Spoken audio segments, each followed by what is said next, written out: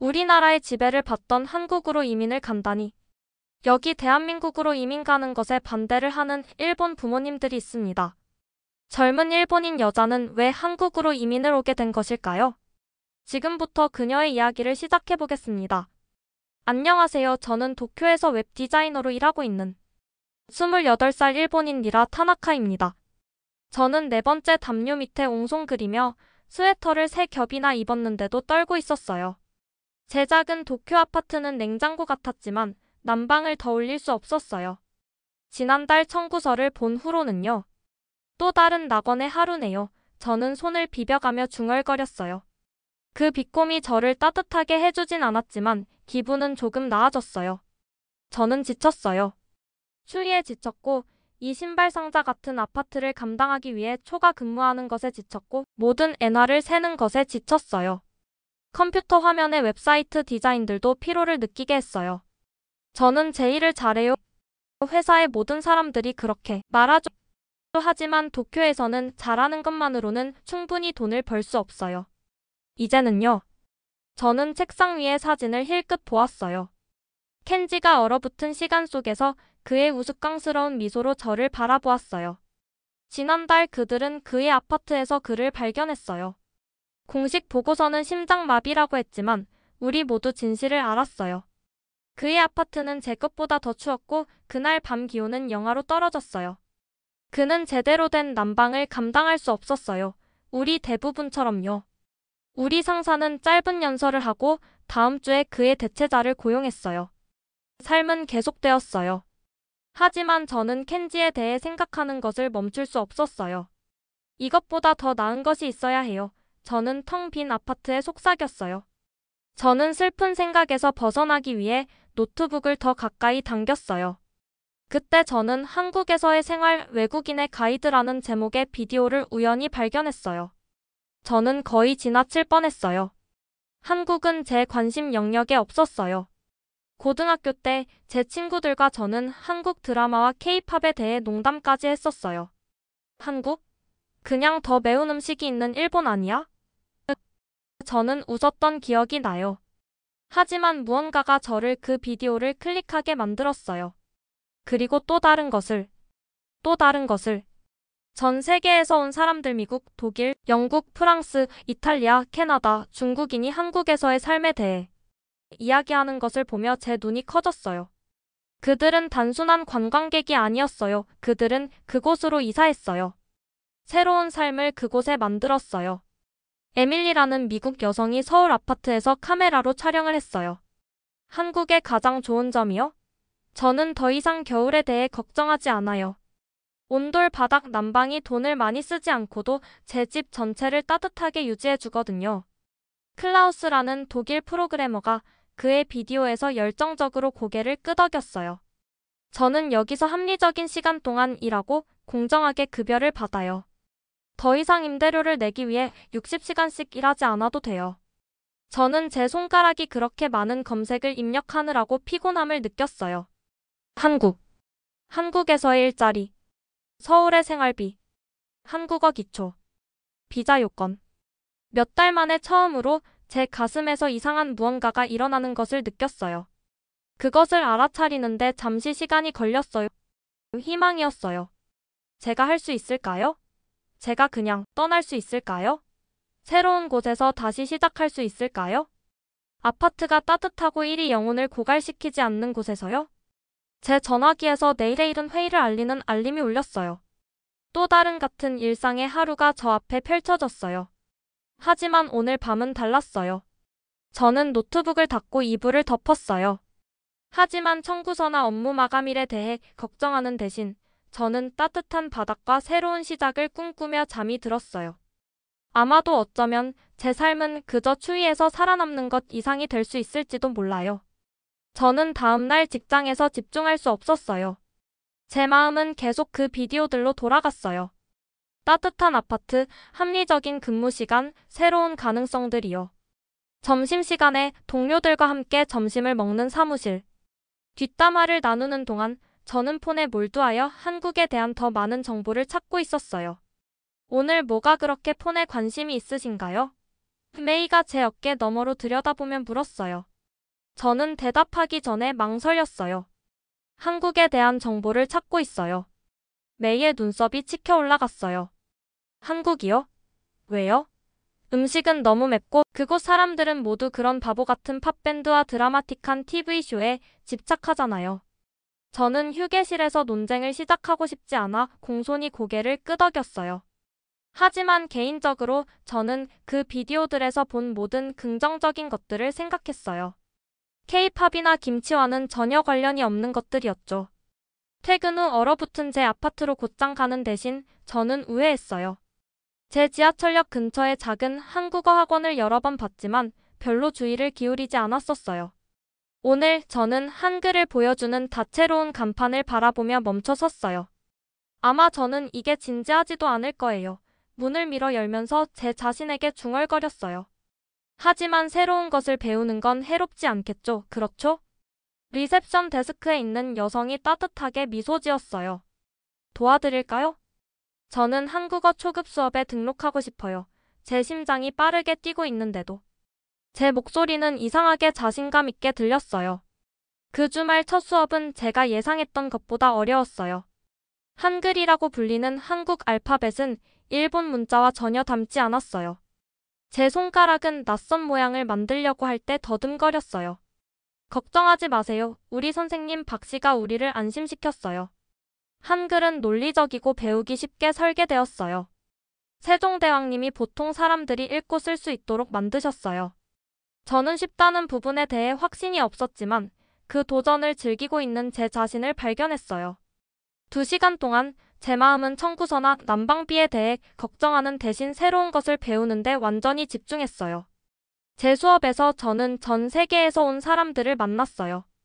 인도에서 온 라지, 호주에서 온 소피, 멕시코에서 온 미구엘, 그리고 몇몇 다른 사람들이 있었어요. 쉬는 시간 동안 우리는 자연스럽게 왜 한국어를 배우고 있는지 공유하기 시작했어요. 작년에 서울을 방문했어요. 소피가 눈을 반짝이며 저에게 말했어요. 그 도시는 놀라워요. 엄청 깨끗하고 모든 것이 효율적으로 작동하고 사람들은 당신이 조금이라도 한국어를 하려고 노력하면 믿을 수 없을 정도로 친절해요. 하지만 완전히 새로운 나라에 적응하는 게 어렵지 않나요? 저는 제 가장 큰 두려움을 표현하며 물었어요. 미구엘은 어깨를 으쓱했어요. 물론 도전적이죠. 하지만 더 어려운 게 뭔지 알아요? 단지 익숙하다는 이유로. 당신을 불행하게 만드는 곳에 갇혀 있는 거예요. 그의 말은 일주일 내내 제 머릿속에 울렸어요. 저는 단지 익숙하다는 이유로 도쿄에 머물고 있었을까요? 저는 새로운 가능성의 불확실성보다 알고 있는 문제의 편안함을 선택하고 있었을까요? 다음 3개월 동안 겨울이 서서히 도쿄에서 그 힘을 놓아줄 때 저는 한국어 공부에 더 진지해졌어요. 저는 어휘를 위한 플래시카드를 만들고 점심시간에 한글 쓰기 연습을 하고 심지어 한국어의 리듬과 소리에 익숙해지기 위해 한국 요리 비디오를 보기 시작했어요. 저는 또한 취업 기회를 연구하기 시작했어요. 놀랍게도 서울의 몇몇 기술 회사들은 디자인 경험이 있는 국제 직원들을 특별히 찾고 있었어요. 제 웹사이트 디자인 포트폴리오가 그곳에서 실제로 가치가 있을 수도 있겠어요. 제가 마침내 제 계획에 대해 부모님께 말할 용기를 냈을 때 그들의 반응은 제가 두려워했던 바로 그것이었어요. 왜 일본을 떠나니? 여기가 내 집이잖아. 아버지께서 걱정이 얽힌 이마로 외치셨어요. 한국? 너 한국에 대해 뭘 알고 있니? 어머니께서 목소리를 높이며 물으셨어요. 내가 거기 가본 적도 없고 거기서 아는 사람도 없잖아. 저는 제 이유를 설명하려고 했어요. 저렴한 생활비, 더 좋은 일과 삶의 균형, 새롭게 시작할 기회를요. 하지만 그들은 제가 왜 모든 익숙한 것을 뒤로하고 떠날 것인지 이해할 수 없었어요. 만약 거기서 너에게 무슨 일이 생기면 어쩌니? 넌 완전히 혼자일 거야. 어머니께서 눈물을 머금으며 말씀하셨어요. 그 말은 아팠어요. 왜냐하면 그것이 제 자신의 두려움을 건드렸기 때문이에요. 만약 제가 끔찍한 실수를 하고 있다면 어떡하죠? 제 의심에도 불구하고 저는 서울의 일자리에 지원했어요. 몇 번의 긴장된 화상 인터뷰 후 제가 사전에 안녕하세요를 약 50번 연습했던 저는 제 정확한 기술이 필요한 회사로부터 제안을 받았어요.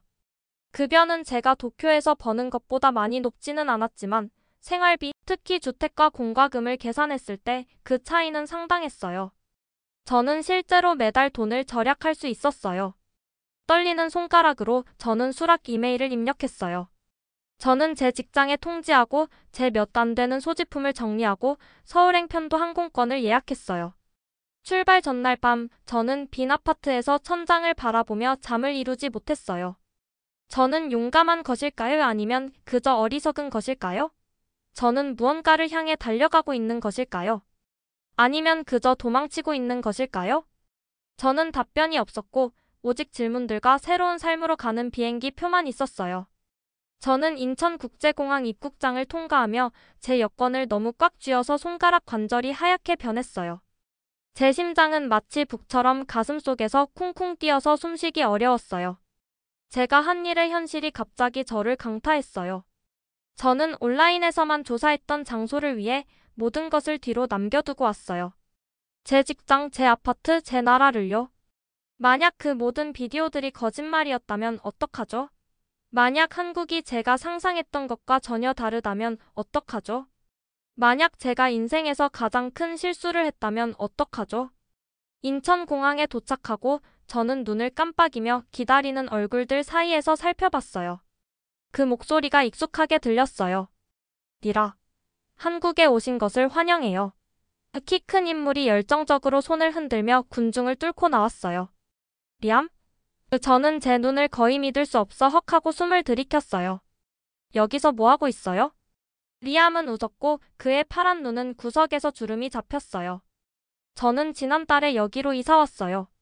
언어 학교에서 우리 몇몇이 서로 이사를 도와주기 위해 채팅 그룹을 만들었어요. 에밀리가 오늘 당신이 도착한다고 언급해서 제대로 환영해드리려고 왔어요. 예상치 못한 눈물이 제 눈에 솟구쳤어요. 마지못해 하시는 부모님과의 눈물 가득한 작별 인사와 길고 외로운 비행. 후에 익숙한 얼굴을 보는 것은 마치 익사하는 사람에게 던져진 생명줄 같았어요. 그것은 정말 친절하시네요. 저는 빠르게 눈을 깜빡이며 간신히 말했어요. 이봐요, 우리 외국인들은 서로 뭉쳐야죠. 리암이 제 캐리어 중 하나를 집으며 말했어요. 자, 당신의 새 집으로 가봐요. 먼저 환전할 필요가 있으신가요? 리암은 숙련된 솜씨로 공항을 안내해 주었어요. 제 엔화를 한국원으로 바꾸는 곳과 교통카드를 구매하는 방법을 보여주었어요. 그런 다음 우리는 서울로 데려다줄 공항 열차로 향했어요. 열차는 정확히 예정된 시간에 역으로 미끄러져 들어왔어요. 그 매끈한 은색 차체는 밝은 역 조명을 반사했어요. 내부는 좌석이 깨끗했고 공기는 신선했으며 가장 놀라운 것은 너무 조용해요. 저는 평화로운 분위기를 방해할까 두려워 속삭였어요. 리암은 고개를 끄덕였어요. 그리고 항상 정확히 시간에 맞춰 운행해요. 여기 대중교통은 대부분의 나라와 비교하면 놀라워요. 지연되는 기차와 붐비는 버스로 돌아가고 싶지 않을 거예요. 저는 우리가 여행하는 동안 창문을 통해 풍경이 변하는 것을 지켜봤어요. 정돈된 공항 단지에서 산업지역으로, 그 다음 주거 지역으로, 그리고 마침내 서울의 중심부로요. 높은 건물들이 하늘을 향해 뻗어 있었고 그들의 유리창은 구름과 햇빛을 반사했어요. 거리는 사람들, 자동차, 오토바이로 붐볐지만 어떻게든 모든 것이 질서정연해 보였어요. 우리가 제 새 동네에 도착했을 때 리암은 제가 머물 아파트 건물을 찾는 것을 도와주었어요. 집주인인 김 여사는 입구에서 기다리고 있었어요. 60대의 작은 여성으로 친절한 눈과 실용적인 자세를 가진 분이었어요. 안녕하세요. 저는 제가 자신있게 느끼는 몇 안 되는 한국어 문구 중 하나를 사용하여 긴장하며 인사했어요. 그녀의 얼굴은 따뜻한 미소로 밝아졌어요. 안녕하세요. 그녀는 대답했고 그런 다음 천천히 조심스럽게 한국어로 말을 했어요.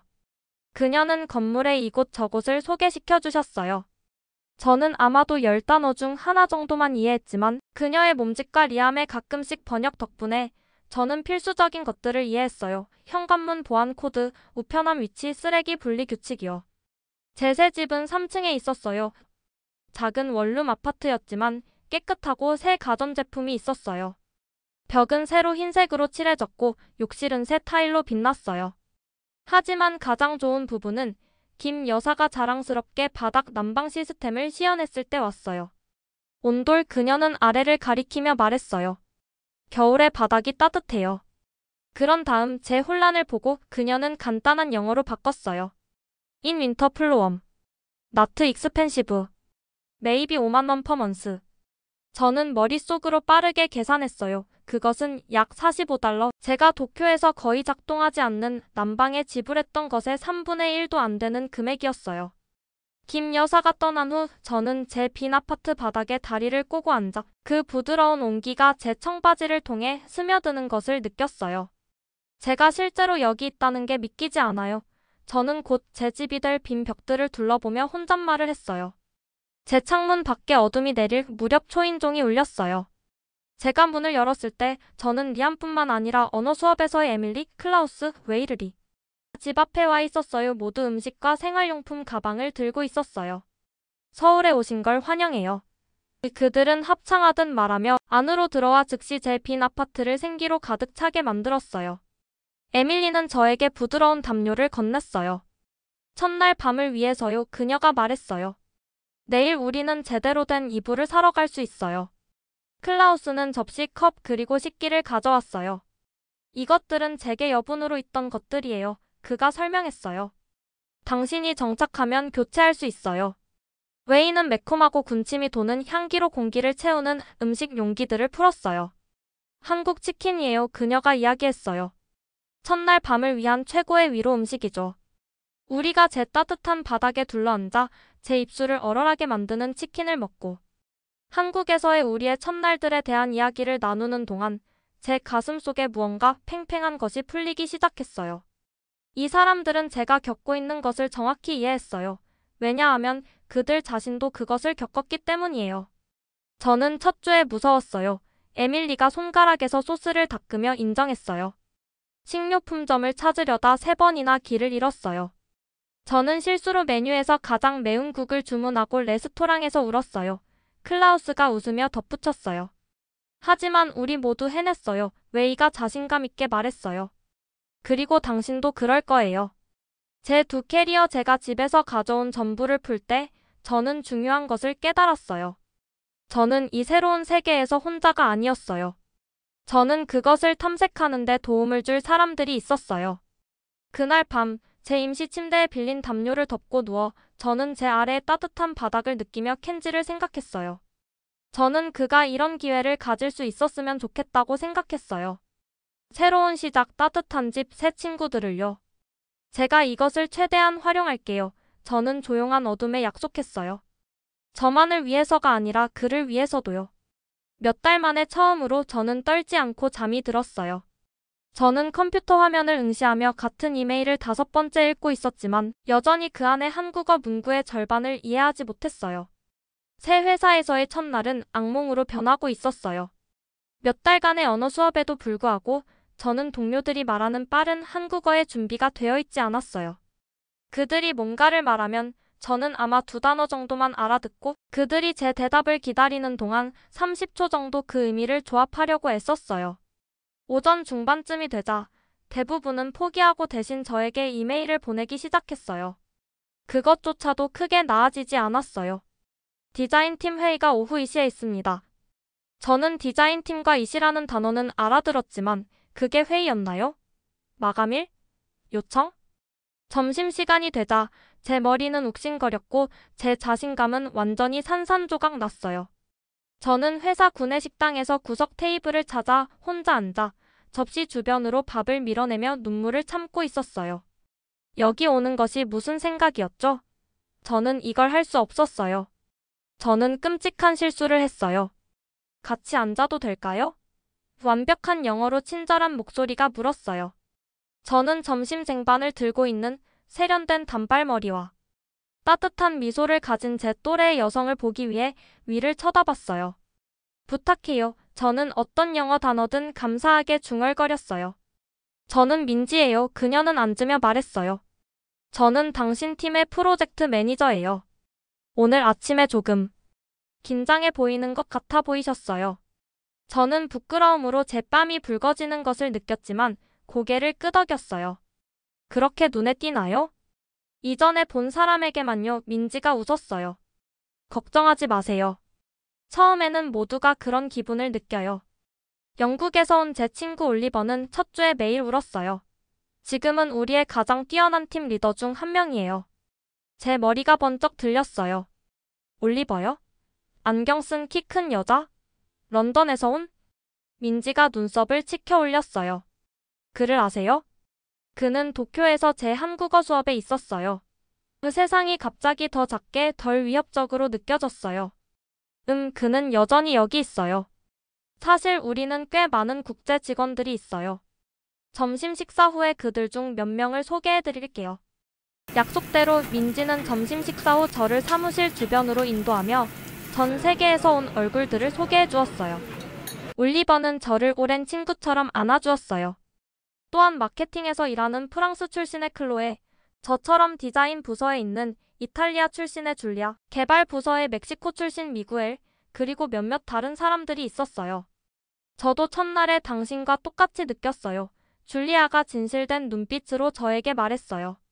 집에 가서 밀라노로 돌아가는 항공편을 찾아봤어요. 하지만 제가 머물러서 정말 기뻐요. 첫 달이 가장 어려워요. 올리버가 제 어깨를 꽉 쥐며 덧붙였어요. 하지만 계속하세요. 점점 더 쉬워진다고 약속해요. 그들의 격려로 저는 그 어려운 첫 주들을 견뎌냈어요. 저는 한국어 어휘, 특히 디자인 회의에서 사용되는 기술 용어를 복습하며 늦게까지 남았어요. 저는 작은 노트북을 어디에나 가지고 다니면서 기억해야 할 문구들을 적었어요. 뭔가를 이해하지 못했을 때 저는 고개를 끄덕이고 이해한 척하는 대신 명확한 설명을 요청하도록 스스로를 밀어붙였어요. 천천히 고통스럽게 저는 팀 프로젝트에 더 많이 기여하기 시작했어요. 일을 시작한 지 3개월 후 우리 부서는 중요한 새 클라이언트를 배정받았어요. 아시아 시장에서 그들의 존재감을 높이려는 글로벌 스포츠 브랜드였어요. 회의 중에 저는 그들의 요청에서 도쿄에서 제가 작업했던 프로젝트를 떠올리게 하는 무언가를 발견했어요. 제 생각에는 저는 여전히 어색한 한국어로 시작했다가 모든 시선이 저에게 쏠리자 영어로 전환했어요. 일본에서는 이 접근 방식이 젊은 소비자들에게 잘 먹히지 않았어요. 그들은 저는 적절한 단어를 찾으려고 애썼지만 민지가 끼어들었어요. 더 진정성 있는? 덜 기업적인? 네, 정확해요. 저는 태블릿에서 몇 가지 예시를 불러와 제 이전 작업을 보여주고 우리가 개발한 전략을 설명했어요. 아무도 제 아이디어를 외국인 방식이라고 방해하거나 무시하지 않았어요. 회의가 끝났을 때 제 제안은 우리 전략의 기초가 되었어요. 2주 후 클라이언트가 우리 제안을 좋아했을 때 제 매니저는 회사 전체 성공 이메일에서 공개적으로 제 기여를 인정했어요. 일본 시장에서의 통찰력으로 클라이언트가 필요로 하는 것을 정확히 개발하는 데 도움을 준 니라에게 특별한 감사를 전합니다. 제 직업 생활에서 처음으로 저는 진정으로 인정받고 가치 있다고 느꼈어요. 단지 끝없는 프로젝트를 갈아대는 대체 가능한 디자이너가 아니라 듣고 가치 있는 독특한 관점을 가진 사람으로요. 직장 밖에서도 삶은 변하고 있었어요. 제 새로운 친구들의 원현지인과 외국인의 혼합은 제가 한국 문화의 최고를 경험하도록 했어요. 우리는 할머니들이 직접 만든 김치를 팔고 길거리 상인들이 제 혀 위에서 녹는 호떡 달콤한 팬케이크를 튀기는 전통시장을 탐험했어요. 우리는 아름다운 곡선 지붕과 정교한 나무 세부 장식에 감탄했던 고대 궁전을 방문했어요. 주말에는 종종 찜질방에 갔어요. 여러 온도의 풀에서 담글 수 있고 향기로운 스팀룸에서 땀을 흘리고 그 후에 따뜻한 바닥에서 낮잠을 잘 수 있는 한국 목욕탕이에요. 그 주말 의식들은 평일의 스트레스를 씻어내고 제 에너지를 새롭게 했어요. 어느 수요일 저는 목이 따끔거리고 열이 나서 일어났어요. 도쿄에서는 의사 사무실의 긴 대기 시간과 높은 비용이 두려워 그래도 제 자신을 직장으로 끌고 갔을 거예요. 하지만 줄리아는 제가 사무실 근처의 한국 병원을 방문하도록 이야기했어요. 저를 믿으세요. 그녀가 말했어요. 그냥 가보세요. 놀라실 거예요. 그녀는 맞았어요. 접수원이 제 정보를 받아 저는 제 증상을 이해할 수 있는 충분한 영어를 할 줄 아는 의사를 만나기까지 15분도 기다리지 않았어요. 그는 제가 기다리는 동안 병원 약국에서 준비한 약을 처방했어요.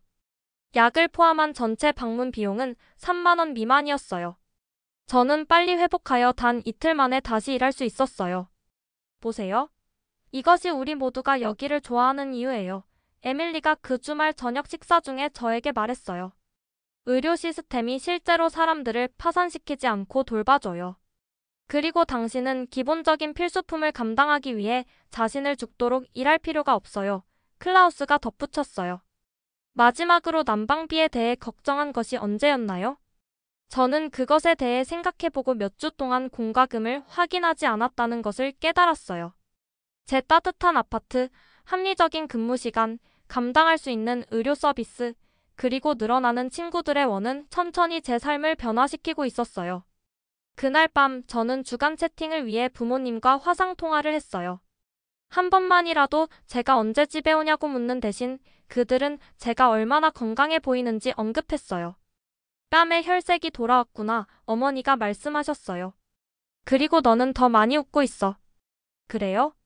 저는 알아채지 못했지만 그녀는 맞았어요. 제 눈썹 사이에 끊임없는 걱정 주름이 부드러워졌어요. 저는 더 잘 자고 더 잘 먹고 더 많이 웃고 있었어요. 통화 후 저는 작은 발코니에 서서 서울의 밤 스카이라인을 내다보았어요.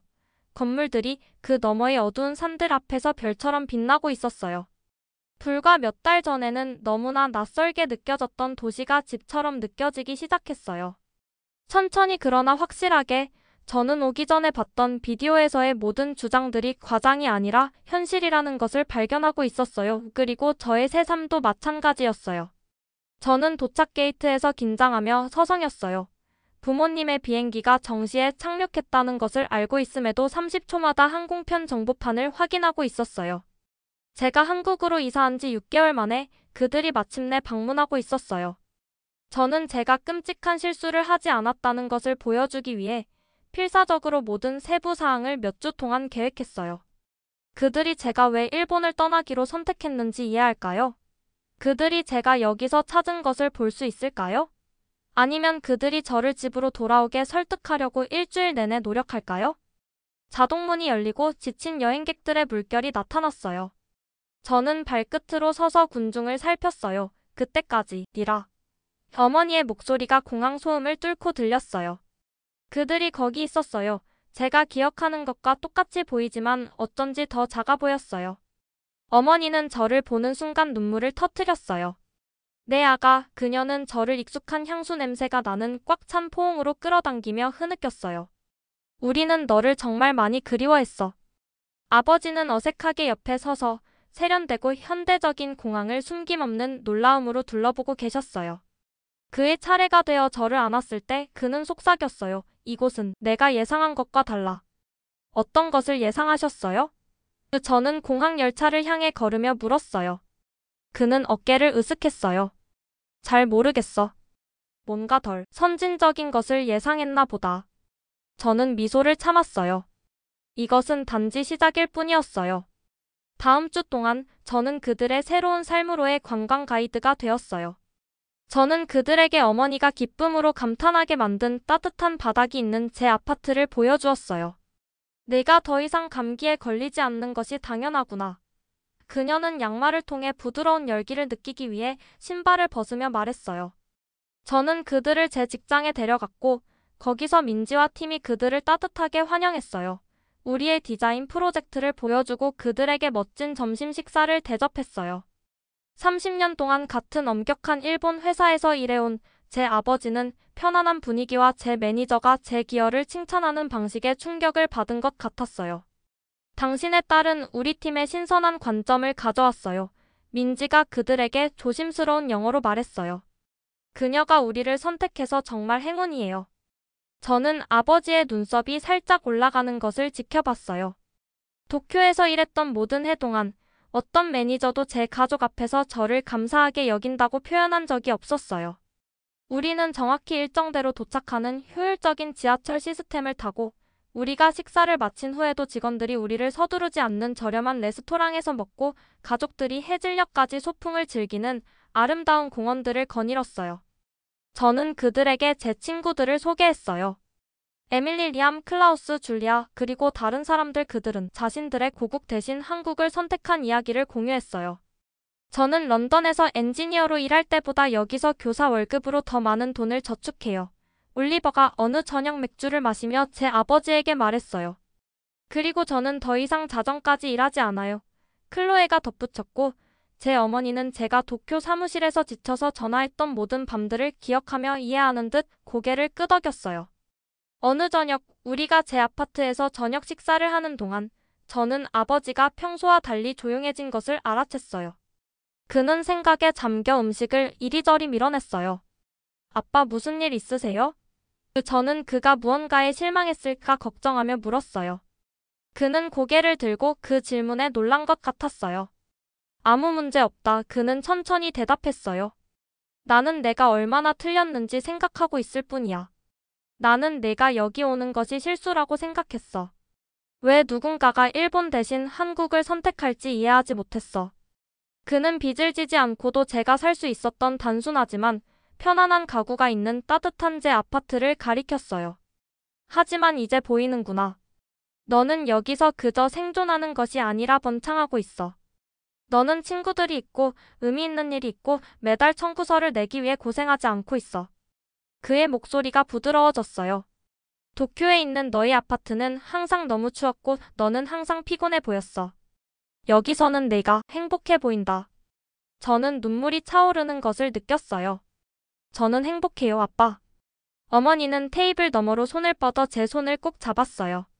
그것이 우리가 너에게 항상 원했던 전부란다, 얘야. 그들의 마지막 밤, 저는 그들을 전통 한국 식당으로 데려갔어요. 우리는 바닥에 있는 쿠션에 앉아 수많은 작은 요리들을 나눴어요. 그림처럼 색색의 채소가 배열된 비빔밥, 가장자리가 바삭한 맛있는 파전, 아버지의 이마를 땀으로 빛나게 한 매운 찌개요.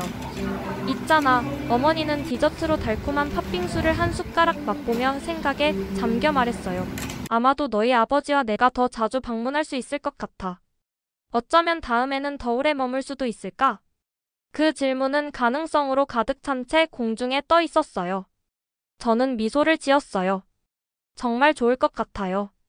공항에서 부모님께 작별 인사를 한 후 저는 슬픔과 안도감이 이상하게 섞인 느낌을 받았어요. 저는 그들이 그리울 것이지만 그들의 방문은 중요한 무언가를 확인시켜 주었어요. 저는 올바른 선택을 했어요. 그날 저녁 저는 다리를 꼬고 아파트의 따뜻한 바닥에 앉아 저를 여기로 데려온 여정에 대해 생각했어요. 저는 처음에 얼마나 회의적이었는지 한국에 대해 아무것도 모른 채 농담을 했던 것이 기억났어요. 저는 첫 비행에서의 두려움과 외로움, 그리고 도착한 이후 직면했던 모든 도전들에 대해 생각했어요. 언어 장벽, 문화적 차이, 때때로 여전히 저를 놀라게 하는 향수병의 순간들이요. 하지만 저는 또한 제가 찾은 따뜻함에 대해서도 생각했어요. 단지 따뜻한 바닥뿐만 아니라 제가 맺은 우정, 받은 지원, 그리고 발견한 기회들에서요. 몇 년 만에 처음으로 저는 단지 생존하는 것이 아니라 의미 있게 느껴지는 삶을 구축하고 있었어요. 제 전화기는 친구들의 그룹 채팅에서 메시지가 울렸어요.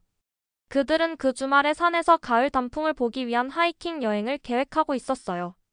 제가 그들과 함께 할까요? 물론이죠. 저는 미소를 지으며 답장을 보냈어요. 저는 작은 발코니로 걸어가 도시를 내려다봤어요.